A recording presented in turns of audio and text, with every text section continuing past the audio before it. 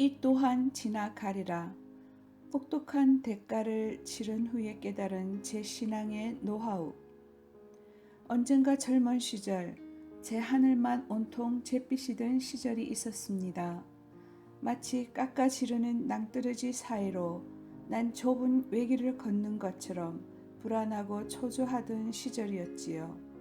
저는 돌파구를 찾아보려고 또 상황을 반전시켜 보려고 발부둥을 칠수록 여건은 더욱 어려워져만 갔습니다. 그리고 제게 남은 것은 두려움이었습니다. 이런 나를 남들이 어떻게 생각할까 하는 데서 오는 두려움, 나 자신을 나도 잘 모르겠음에서 오는 두려움, 시시각각으로 지어오는 듯한 죽음의 그림자에 대한 두려움, 너무나 무거울 것만 같은 십자가에 대한 두려움, 모든 것이 다 두려움의 대상이었습니다. 이러다 내가 제명대로 못 살지 하는 마음이 들기도 했습니다.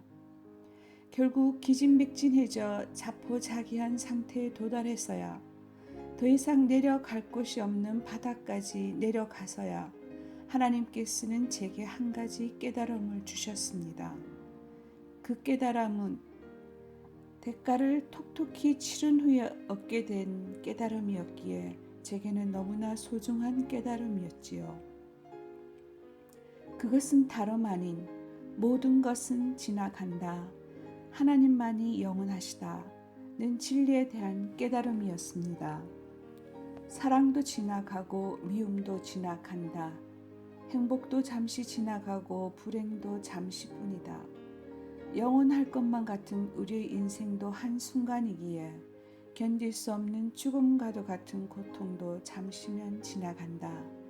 만사가 지나가지만 하나님만이 영원하시다는 진리를 조금이나마 알게 되면서 천천히 두려움으로부터 해방될 수가 있었습니다.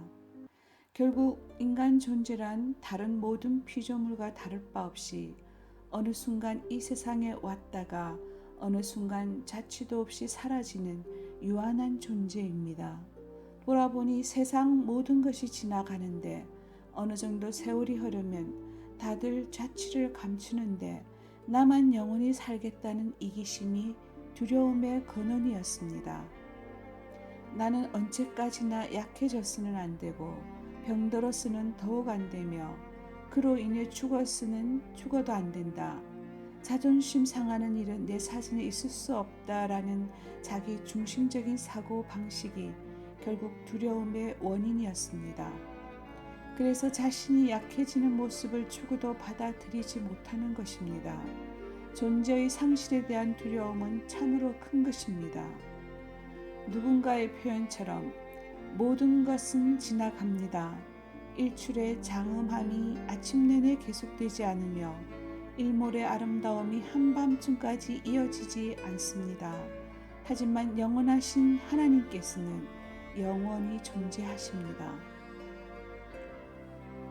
우리를 불행하게 하는 요소 중에 가장 두드러진 요소 가운데 하나가 자기 존재의 상실에 대한 두려움입니다.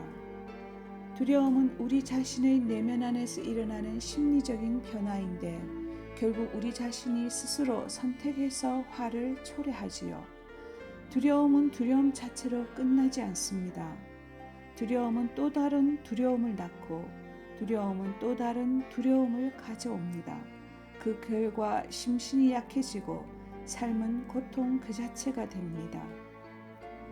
이런 우리 인간들의 근본적인 취약점을 잘 파악하고 계셨던 예수님이셨기에 두려워하지 말라고 당부하십니다. 오늘 하루하루에 가장 큰 의미를 두고 최선을 다하면 좋겠습니다. 내가 해결할 수 없는 일은 하나님께 맡기면 더욱 좋겠습니다. 나 역시 그리 대단한 존재가 아니라 세월에 묻혀 바람에 날려 흩어져갈 유한한 존재라는 사실을 늘 기억하고 마음 편히 먹고 겸손하게 살아가면 좋겠습니다. 매일의 성서 말씀을 충실히 묵상하면서 말씀 안에서 살고자 노력할 때 말씀에서 나오는 생명의 에너지는 우리가 담대하게 두려움을 맞설 수 있도록 충분한 힘을 주실 것입니다.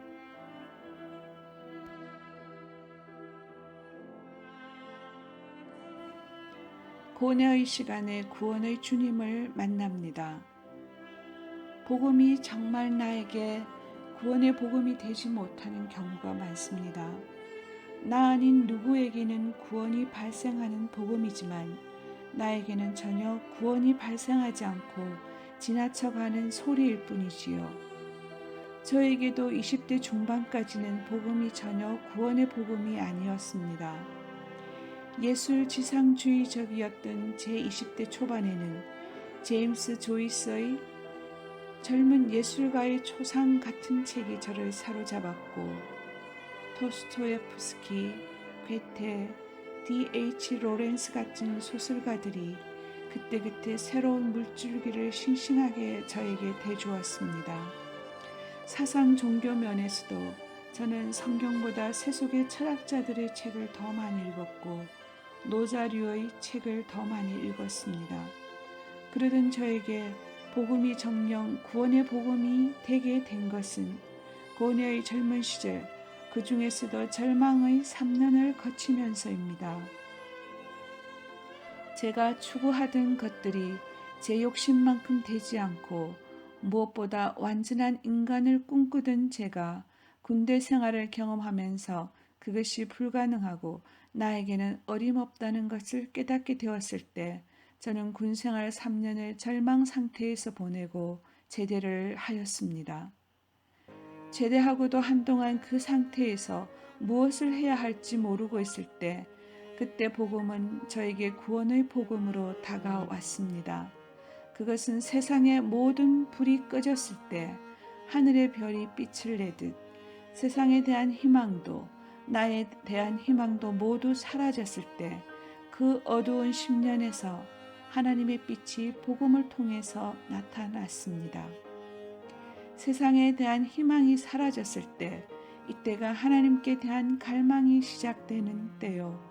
나에 대한 희망이 사라졌을 때 이때가 하나님께 대한 믿음이 시작되는 때인 것입니다.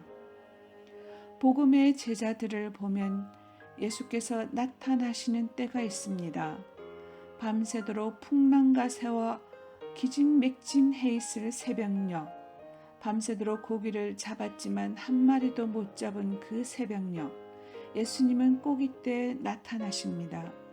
왜 더 일찍 나타나시지 않고 이렇게 새벽녘에야 나타나시는 것일까?